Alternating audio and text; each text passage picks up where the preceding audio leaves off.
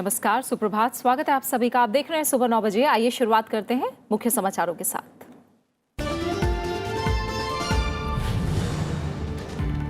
ओडिशा में तबाही मचाने के बाद देर रात पश्चिम बंगाल पहुंचा चक्रवात फोनी। खड़गपुर को पार कर उत्तर पूर्व दिशा में बढ़ रहा है आगे। 90 किलोमीटर प्रति घंटे की रफ्तार से हवाओं के साथ भारी बारिश। प्रशासन सतर्क। झारखंड और असम में भी अलर्ट। दोपहर बाद तूफान के कमजोर होकर बांग्लादेश पहुंचने की संभावना।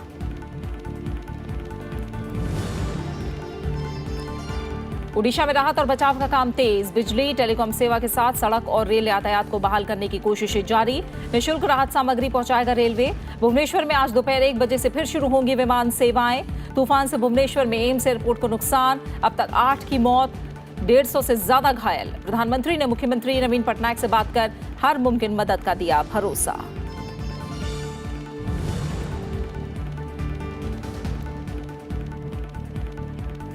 लोकसभा चुनाव के 5वें चरण के लिए आज शाम थम जाएगा प्रचार। 7 राज्यों की 51 सीटों के लिए 6 मई को मतदान। 5वें चरण में राहुल गांधी, सोनिया गांधी, राजनाथ सिंह, स्मृति ईरानी, जयंत सिन्हा, राज्यवर्धन सिंह राठौड़, अर्जुन राम मेघवाल, दिनेश त्रिवेदी और सुबोधकांत सहाय समेत कई दिग्गज।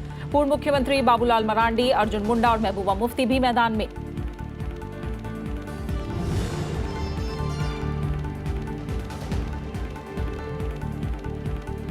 महाराष्ट्र के नांदेड़ में कांग्रेस को डूबता टाइटैनिक बताने वाले बयान पर प्रधानमंत्री नरेंद्र मोदी को क्लीन चिट। चुनाव आयोग ने कहा, वाराणसी रैली में पाकिस्तान को मुंहतोड़ जवाब देने वाला बयान भी आचार संहिता का उल्लंघन नहीं। जनजातियों के कानून से संबंधित विवादित बयान को लेकर आयोग ने राहुल गांधी को 7 मई तक जवाब देने की दी मोहलत।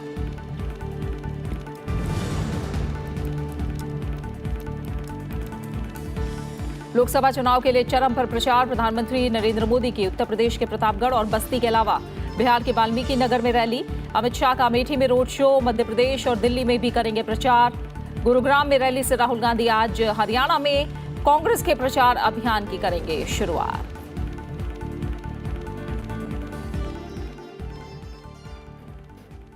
ओडिशा में तबाही मचाने के बाद चक्रवाती तूफान फोनी देर रात पश्चिम बंगाल पहुंच गया। खड़गपुर को पार करके तूफान फोनी उत्तर पूर्व दिशा में बढ़ रहा है। 90 किलोमीटर प्रति घंटे की रफ्तार से हवाओं के साथ तटीय इलाकों में भारी बारिश का सिलसिला जारी है। कोलकाता में बादल घिरे हैं और कल से ही कई इलाकों में भारी बारिश हो रही है। राजधानी के कई हिस्सों में जल जमाव हो गया है। शहर के निचले इलाकों में पानी भर गया है, जिससे लोगों को खासी मुश्किलों का सामना करना पड़ रहा है। खड़गपुर में अब तक करीब 95 मिलीमीटर बारिश हो चुकी है और फिलहाल इसके थमने के आसार कम दिख रहे हैं। वहीं पूर्वी और पश्चिमी मिदनापुर समेत कई जिलों, उत्तर और दक्षिण 24 परगना के अलावा हुगली, झारग्राम, कोलकाता और सुंदरबन भी चक्रवात की चपेट में है। एहतियात के तौर पर कई इलाकों में बिजली आपूर्ति रोक दी गई है। तटीय राज्यों में रेड अलर्ट जारी किया गया है और मछुआरों को समुद्र में नहीं जाने की सलाह दी गई है। यात्रियों की सुरक्षा को ध्यान में रखते हुए हावड़ा चेन्नई मार्ग पर करीब 220 ट्रेनें रद्द कर दी गई। मुख्यमंत्री ममता बनर्जी ने अपनी सभी चुनावी रैलियों को रद्द कर दिया है और स्थिति पर नजर रख रही हैं। झारखंड और असम में भी अलर्ट जारी है। दोपहर बाद तूफान के कमजोर होकर बांग्लादेश पहुंचने की संभावना है।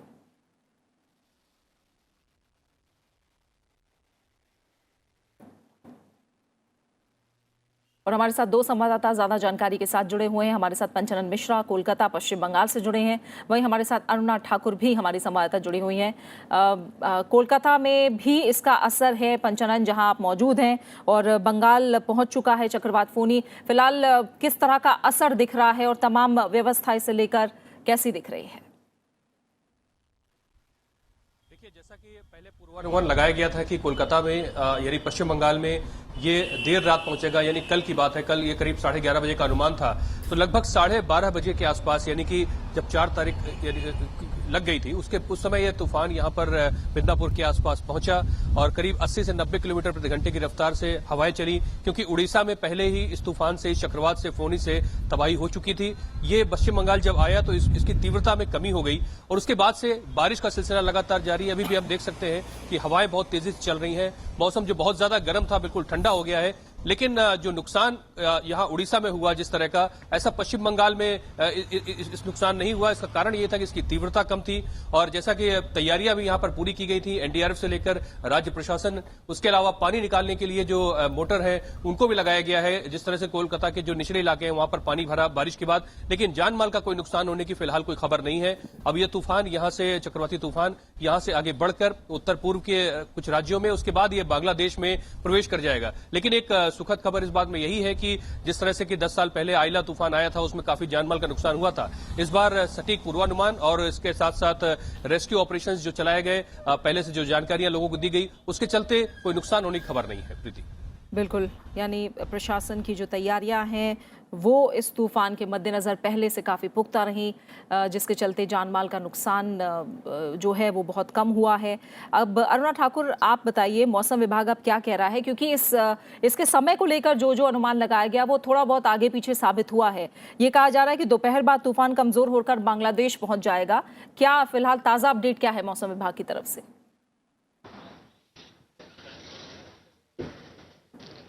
जी प्रीति, ये बिल्कुल सही है कि देखिए इस तरह की जो प्रेडिक्शन और इस तरह के जो साइक्लोन रहते हैं उसमें 1-2 घंटा ऊपर नीचे होता है, लेकिन जिस तरीके से ये इस तरह प्रेडिक्शन की गई है ये बहुत ही काबिल तारीफ रही है। और जैसा कि सवाल आपका रहा कि ये बांग्लादेश दोपहर बाद रहेगा, अभी हमें जो ताज़ा जानकारी 5 मिनट पहले आईएमडी की तरफ, सीनियर साइंटिस्ट की तरफ से जो मिली है वो ये है कि दोपहर से पहले ही ये बांग्लादेश में पहुंच जाएगा। तो अभी जो स्थिति बनी हुई है वो पॉजिटिव ही है कि ये जो है ये डिप्रेशन की तरफ जाएगा। इसको साइक्लोनिक वर्ड जो साइंटिस्ट जो है वो उससे मना करें कि इसको अब ये साइक्लोन जो है ये वर्ड ना यूज करें तो ज़्यादा अच्छा है, क्योंकि आने वाले 1-2 घंटे में ये डिप्रेशन की तरफ जाएगा। और ये डिप्रेशन जैसे कि अभी जो प्रेजेंट जो ताज़ा स्थिति हमें बता रहे हैं वो 60 से 70 किलोमीटर प्रति घंटा की तरफ से ये जा रहा है। ये और भी 30 से 40 जा सकता है।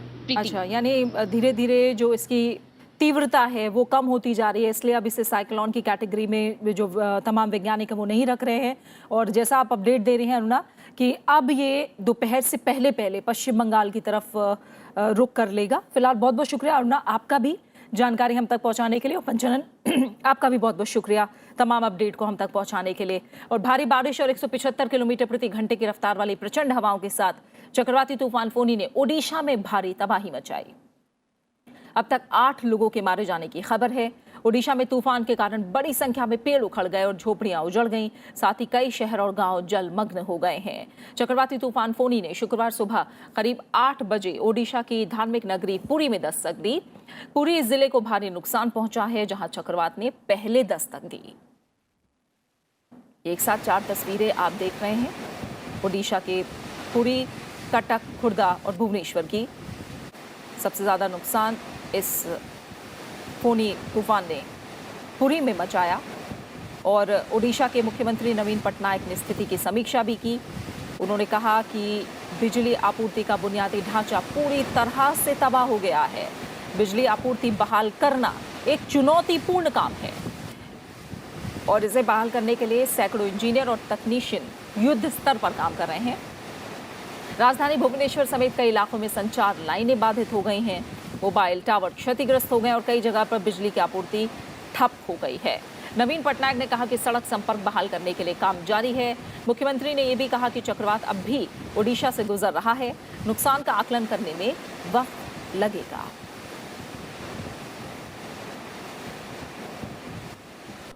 A Foನಿ cyclone is still passing through Odisha.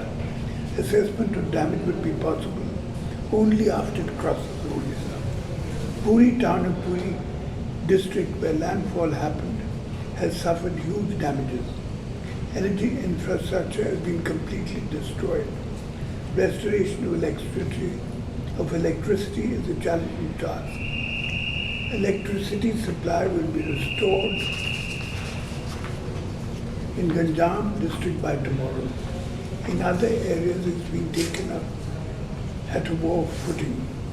Restoration of road communication has started.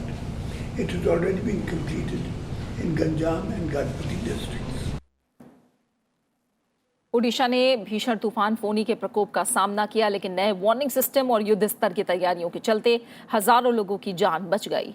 चक्रवात के पहले करीब 10,000 गांवों और 52 शहरी इलाकों से करीब 11 लाख लोगों को हटा लिया गया था, जो देश में प्राकृतिक आपदा के समय संवेदनशील जगहों से लोगों को निकालने का शायद अब तक का सबसे बड़े पैमाने पर किया गया बचाव काम है। ये सभी लोग 4,000 से ज्यादा शिविरों में ठहरे हुए हैं, जिनमें से विशेष रूप से चक्रवात के लिए बनाए गए 880 केंद्र शामिल हैं। अक्टूबर 2013 में आए फैलन और अक्टूबर 2014 में आए हुदहुद तूफान को लेकर सफल अभियान के बाद केंद्रीय एजेंसियां और राज्य सरकारें बड़े पैमाने पर निकासी का प्रबंधन करने में सक्षम थीं। लगातार चेतावनी की वजह से समुद्र के किनारे और तूफान के रास्ते में आने वाली जगहों पर रहने वाले लोगों को बचाया जा सका। इस बीच प्रधानमंत्री नरेंद्र मोदी ने ओडिशा के मुख्यमंत्री नवीन पटनायक से बात करके हालात का जायजा लिया। उन्होंने राज्य सरकार को हर मुमकिन मदद का भरोसा दिया है।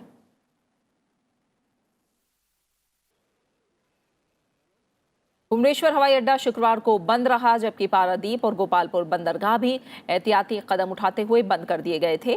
भुवनेश्वर हवाई अड्डे पर उपकरणों को भारी नुकसान पहुंचा है, लेकिन उड़ानों का परिचालन आज दोपहर 1 बजे से शुरू होने की उम्मीद है। इस बीच नागर विमानन मंत्री सुरेश प्रभु ने ट्वीट करके कहा है कि सभी एयरलाइनों को चक्रवाती फोनी से प्रभावित यात्रियों की चिंताओं पर निश्चित रूप से तत्काल जवाब देना चाहिए। उन्होंने ट्वीट किया कि हम सभी चक्रवात फोनी के चलते फंसे हुए जरूरतमंद लोगों को मदद उपलब्ध कराने के लिए तैयार हैं। प्रभावित यात्रियों की सहायता के लिए नियंत्रण कक्ष हेल्पलाइनें हर समय चालू हैं। सभी एयरलाइनों को निश्चित रूप से यात्रियों की चिंताओं पर तत्काल जवाब देना चाहिए। उन्होंने ये भी कहा कि राहत और बचाव अभियान में प्रभावित राज्यों की मदद के लिए उनका मंत्रालय उन राज्यों की सरकारों से संपर्क में रहेगा। रेलवे चक्रवात पीड़ित ओडिशा, पश्चिम बंगाल और आंध्र प्रदेश के लिए राहत सामग्री निःशुल्क पहुंचाएगा। रेलवे ने इस सिलसिले में कुछ दिशा निर्देश जारी किए हैं और सभी डिविजनल रेलवे मैनेजरों को पत्र लिखकर कहा है कि सभी सरकारी संगठन प्रभावित राज्यों के लिए राहत सामग्री बिना शुल्क बुक कर सकते हैं। और अब खबरें लोकसभा चुनाव से जुड़ी।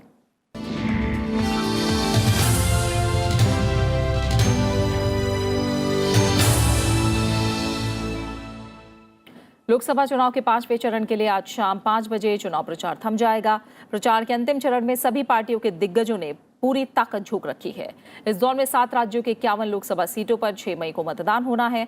5वें चरण में उत्तर प्रदेश की 14, राजस्थान की 12, मध्य प्रदेश और पश्चिम बंगाल की 7, बिहार की 5, झारखंड की 4 और जम्मू कश्मीर की 2 सीटों पर मतदान होना है। 5वें चरण में जिन प्रमुख उम्मीदवारों पर सबकी नजरें होंगी, उनमें कांग्रेस अध्यक्ष राहुल गांधी, यूपीए अध्यक्ष सोनिया गांधी, केंद्रीय मंत्री राजनाथ सिंह, स्मृति ईरानी, जयंत सिन्हा, राज्यवर्धन सिंह राठौड़, अर्जुन राम मेघवाल के अलावा दिनेश त्रिवेदी और सुबोध कांत सहाय समेत कई दिग्गज शामिल हैं। पूर्व मुख्यमंत्री बाबूलाल मरांडी, अर्जुन मुंडा और महबूबा मुफ्ती भी इस दौर में मैदान में हैं। लोकसभा चुनाव के 6ठे और 7वें चरण के लिए भी प्रचार तेज हो गया है। प्रधानमंत्री नरेंद्र मोदी आज उत्तर प्रदेश और बिहार में विशाल जनसभाओं को संबोधित करेंगे। प्रधानमंत्री नरेंद्र मोदी पहले उत्तर प्रदेश के प्रतापगढ़ में जनसभा को संबोधित करेंगे। बीजेपी उम्मीदवार संगम लाल गुप्ता यहां से चुनाव लड़ रहे हैं और प्रतापगढ़ के बाद प्रधानमंत्री बस्ती में भी जनसभा करेंगे। बस्ती से बीजेपी उम्मीदवार हरीश चंद्र चुनाव लड़ रहे हैं। प्रतापगढ़ और बस्ती में 12 मई को 6ठे चरण में मतदान होगा। प्रधानमंत्री आज बिहार में भी जनसभा को संबोधित करेंगे। वो बिहार के वाल्मीकि नगर में जनसभा करेंगे। वाल्मीकि नगर में 12 मई को 6ठे दौर में मतदान होगा। इसके अलावा बीजेपी अध्यक्ष अमित शाह आज मध्य प्रदेश, उत्तर प्रदेश और दिल्ली में चुनाव प्रचार करते नजर आएंगे। बीजेपी अध्यक्ष अमित शाह आज मध्य प्रदेश के रीवा में जनसभा करेंगे। इसके बाद वो फतेहपुर में जनसभा को संबोधित करेंगे। बीजेपी अध्यक्ष आज अमेठी में बीजेपी उम्मीदवार स्मृति ईरानी के समर्थन में रोड शो करेंगे। इसके बाद बीजेपी अध्यक्ष दिल्ली के रोहिणी में चुनाव प्रचार करेंगे।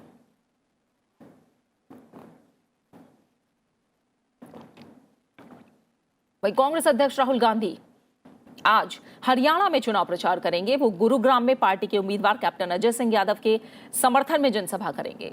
हरियाणा में 10 लोकसभा सीटों पर 12 मई को मतदान होगा।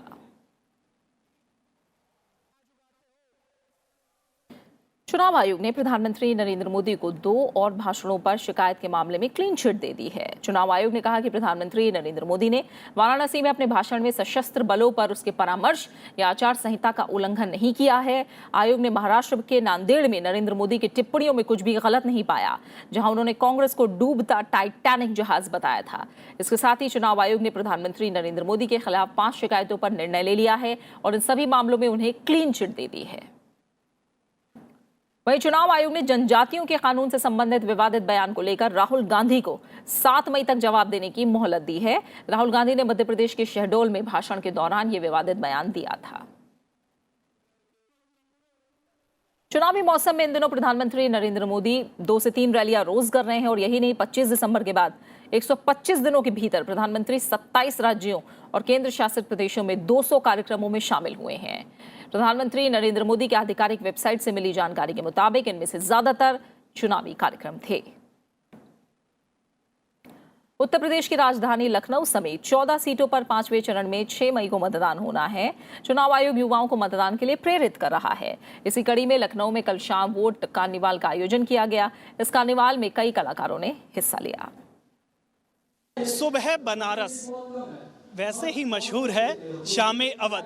शामे अवध को बेहतरीन बनाने वाले एक आयोजन किया गया है, खास तौर पर वोटर को जागरूक करने के लिए, मत प्रतिशत बढ़ाने के लिए। और ये इनिशिएटिव लिया है, ये पहल की है लखनऊ के डीएम से। हमारे साथ खुद लखनऊ के डीएम हैं, आपको ले चलेंगे वहाँ पर। पहले डीएम साहब से बात करते हैं। सर, लखनऊ की शामे अवध को आज कुछ ज़्यादा रंगीन नज़र आती है, क्या वजह है, क्या मकसद है मत प्रतिशत को किस तरीके से बढ़ाने का? इसकी केवल एक और एक वजह ही है खाली कि हमारा बहुत बड़ा महात्योहार लोकतंत्र का वो हमारे सामने है। 6 मई को लखनऊ वोट करेगा।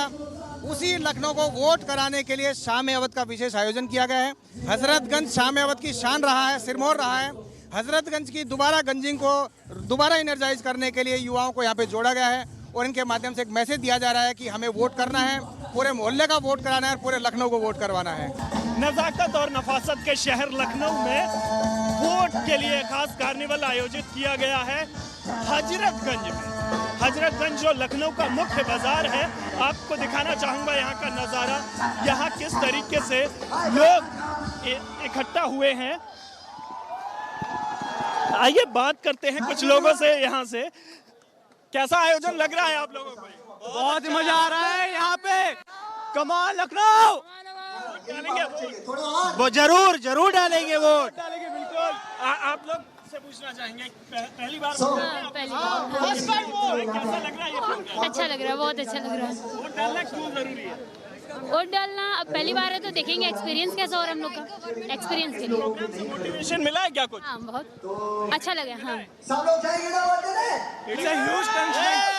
देख सकते हैं कि लखनऊ का ये नज़ारा है। लखनऊ के जिला प्रशासन और चुनाव आयोग की तरफ से ये जो पहल की गई है मत प्रतिशत बढ़ाने के लिए। दरअसल जो अर्बन एपैथी है, शहरी उदासीनता, उसे खत्म करने के लिए एक कोशिश की गई है कि यहाँ ज़्यादा से ज़्यादा युवा इन कार्यक्रमों के माध्यम से वोटिंग से जुड़े, मत प्रतिशत बढ़ाने में सफलता मिले, साथ ही इस शहरी गर्मी में लोग मतदान केंद्रों तक जाएं। कैमरामैन अमित राज गुप्ता और सहयोगी हरिप्रसाद के साथ नवविक्रम सिंह, राज्यसभा टीवी, लखनऊ। पश्चिम बंगाल का हावड़ा कभी अपनी विशेष पहचान रखता था, कभी औद्योगिक गतिविधियों से लेकर रोजगार के लिए पसंदीदा जगह रहा हावड़ा आज विकास की दौड़ में पीछे नजर आता है। लोकसभा चुनाव में इस बार यहां विकास के साथ साथ ध्रुवीकरण और राष्ट्रवाद का मुद्दा भी दिख रहा है।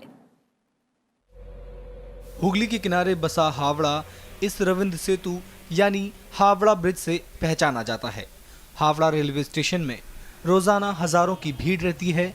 अधिकतर उत्तर भारत से आए कामगारों की बदौलत यहाँ की अर्थव्यवस्था चलती है। ब्रिटिश काल में मुख्य औद्योगिक केंद्र के तौर पर विकसित हावड़ा आज विकास की दौड़ में पीछे है और इन लोकसभा चुनाव में कई मुद्दों की गूंज सुनाई दे रही है। हावड़ा संसदीय क्षेत्र को पश्चिम बंगाल की 42 लोकसभा सीटों में से एक प्रतिष्ठित सीट के रूप में जाना जाता है और इस लगभग पूरी तरह शहरी आबादी वाली प्रतिष्ठित सीट के साथ साथ ये भी अनुमान लगता है कि जो भी इस सीट पर जीतता है सरकार वही बनाता है। तो आखिर देखते हैं कि हावड़ा के क्या है समीकरण। यहाँ की 90% से ज्यादा शहरी आबादी और मतदाताओं में उत्तर भारतीय और गैर बंगाली लोगों की भूमिका काफी अहम हो गई है। लोग चुनावी मुद्दों के बारे में खुलकर बात करने में नहीं हिचकते। जो आता है सब अपने जेब भरने के चक्कर में रहता है, लेकिन इस बार थोड़ा सा महसूस हुआ कि कोई आदमी बैठा है। लोग देखिए देश के मुद्दा पर चल रहे हैं, अपना स्वार्थ के लिए नहीं जी रहे हैं, देश के स्वार्थ के लिए जी रहे हैं। देश हमारा सही है तो सब कुछ सही है। अब हम आपको हावड़ा की रोजमर्रा की जिंदगी के अहम हिस्से यानी हावड़ा से हुगली नदी के उस पार कामकाज के लिए कोलकाता जाने के लिए इस्तेमाल होने वाले वैसल यानी नाव की सवारी पर ले चलते हैं और चुनाव पर उनकी राय जानते हैं।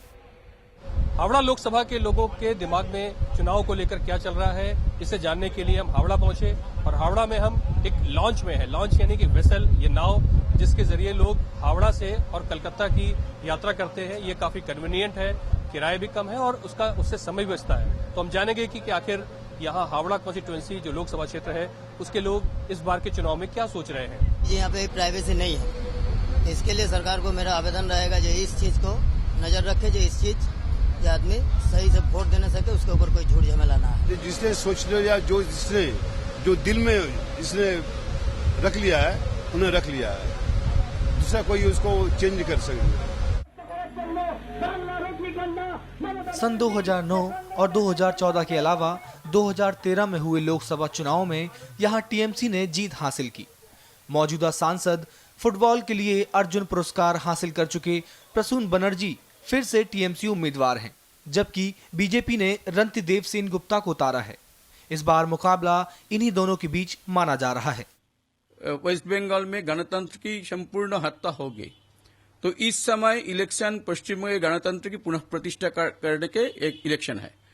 और जो डेवलपमेंट के इश्यूज है, तो हावड़ा में, कलकत्ता में 5 मेडिकल कॉलेज है, हावड़ा में एक भी नहीं। आपका एक बात हम पूछने जाता है इधर से प्राइम मिनिस्टर को, नोटबंदी किस लिए किया आप बोलिए, बर्बाद हुआ। आप बोलिए जीएसटी किस लिए डाला है, जीएसटी लागू किस लिए किया, कोई जानते ना। जीएसटी खाते ना, पढ़ते ना, सोते, अभी तक कोई जानते नहीं। हावड़ा संसदीय सीट पर 1971 से ही सीपीएम का मजबूत दबदबा रहा है। सीपीएम के मजबूत गढ़ में 2009 में टीएमसी ने सेंध लगा दी। इस बार यहां बीजेपी ने मजबूत उम्मीदवार देकर मुकाबले को त्रिकोणीय बना दिया है। यहां 6 मई को मतदान है।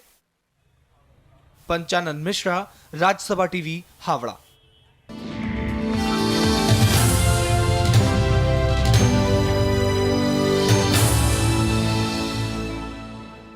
कुछ और अहम खबरें। लोकसभा अध्यक्ष सुमित्रा महाजन ने 17वीं लोकसभा की तैयारियों को लेकर संसद परिसर में सचिवालय के वरिष्ठ अधिकारियों के साथ बैठक की। इसमें 17वीं लोकसभा के नए सदस्यों को दिल्ली आने, रहने और संसद भवन में उनके आने जाने की व्यवस्था के बारे में चर्चा हुई। 16वीं लोकसभा का कार्यकाल 3 जून को खत्म हो रहा है और इससे पहले नई लोकसभा का गठन हो जाएगा। स्पीकर के डायरेक्शन की किताबें हैं, पार्लियामेंट्स के रूल्स क्या हैं, कैसे रूल्स रेगुलेशन, कॉन्स्टिट्यूशन की कॉपी नए मेंबर के लिए और बाकी कई सारे जो हमारे पार्लियामेंट के संदर्भित चीज़ें हैं।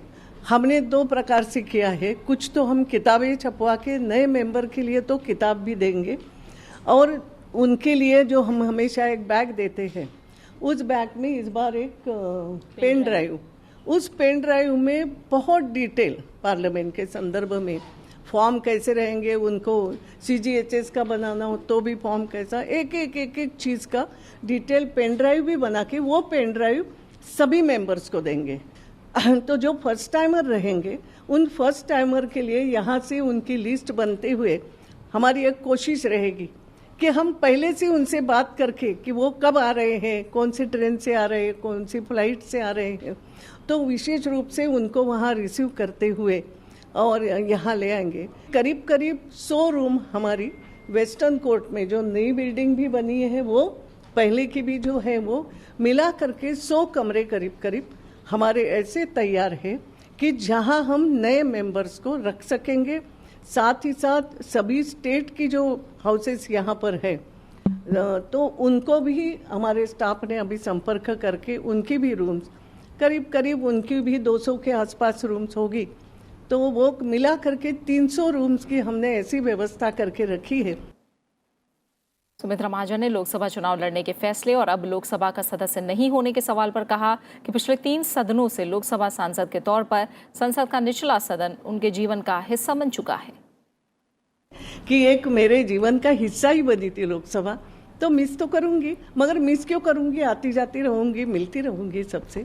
तो मेरी एक अपेक्षा है कि पुराने मेंबर्स भी और नए मेंबर्स भी लोकसभा के जो नियम है, नियमों का पालन करते हुए अच्छी तरीके से लोकसभा चलाएंगे। उपराष्ट्रपति एम वेंकैया नायडू कल दिल्ली मेट्रो रेल कॉरपोरेशन के स्थापना दिवस समारोह में शामिल हुए। उन्होंने कहा कि दिल्ली मेट्रो न केवल देश के अन्य शहरों में बल्कि अन्य विकासशील देशों में मेट्रो सेवा को मॉडल के तौर पर पेश किया है। उपराष्ट्रपति ने कहा कि एक अध्ययन के मुताबिक दिल्ली मेट्रो ने दिल्ली की सड़कों से करीब 7 लाख वाहनों को दूर किया है। इससे प्रदूषण के साथ सड़कों पर लगने वाले जाम से मुक्ति दिलाने में मदद मिली है। डीएमआरसी के काम की तारीफ करते हुए उपराष्ट्रपति ने कहा कि शहर के हर हिस्से में मेट्रो स्टेशनों के जरिए जोड़ने की दिशा में काम हो रहा है। ये बड़ी आबादी, खासकर कमजोर वर्गों के लिए विशेष रूप से महत्वपूर्ण है। इसमें विशेष रूप से महिलाओं, बुजुर्गों और दिव्यांगों के लिए रिजर्व सीटें और सुविधाएं हैं। इस मौके पर डीएमआरसी के कई कर्मचारियों को मैनेजिंग डायरेक्टर अवार्ड से सम्मानित किया गया। Worldwide, metro services, metro journeys are all comfortable. That's why it's a passion to have metro. But a mere passion or fashion will not suffice. You must have it a mission. And then you must also contribute, raise resources, cooperate with the operation of the preparation of the plans of the cities. Otherwise, without people's cooperation, your operation is not possible. Reserve bank of India ने शुक्रवार को 5 prepaid payment instrument यानी PPI पर जुर्माना लगाया है। इन पर नियमों के उल्लंघन के लिए आरबीआई ने ये जुर्माना लगाया है। इनमें वोडाफोन, एम-पैसा और फोन पे शामिल हैं। इसके अलावा 2 अमेरिकी कंपनियों Western Union Financial Service Inc और मनीग्राम पेमेंट सिस्टम्स इंक पर भी दिशा निर्देश न मानने के लिए पेनल्टी लगाई गई है। फ्रांस के राजदूत एलेक्स आंद्रे जिएगलेर ने शुक्रवार को कहा कि जैश सरगना मसूद अजहर को वैश्विक आतंकवादी के रूप में संयुक्त राष्ट्र की सूची में शामिल किया जाना आतंकवाद के खिलाफ भारत की लड़ाई को अंतर्राष्ट्रीय समुदाय के मजबूत समर्थन का ठोस सबूत है। उन्होंने कहा कि फ्रांस भी आतंकवाद की चपेट में रहा है और उसके राष्ट्रीय और अंतर्राष्ट्रीय एजेंडे में आतंकवाद के खिलाफ लड़ाई उच्च स्तर पर है। उन्होंने कहा कि फ्रांस को इसका गर्व है कि इस कूटनीतिक जीत को हासिल करने में फ्रांस ने एक मौलिक भूमिका निभाई है। और इसी के साथ फिलहाल सुबह 9 बजे की खबरों में मेरे साथ इतना ही। ब्रेक के बाद देखिए ब्रेकफास्ट न्यूज। नमस्कार।